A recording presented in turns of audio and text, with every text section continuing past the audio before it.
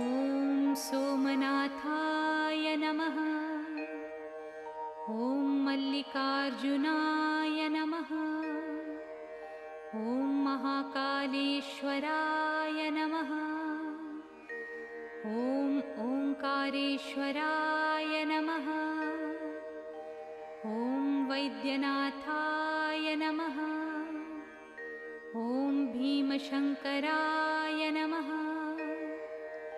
ॐ रामेश्वराय नमः। ॐ नागेश्वराय नमः।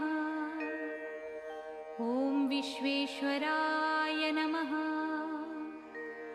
ॐ त्र्यम्बकेश्वराय नमः।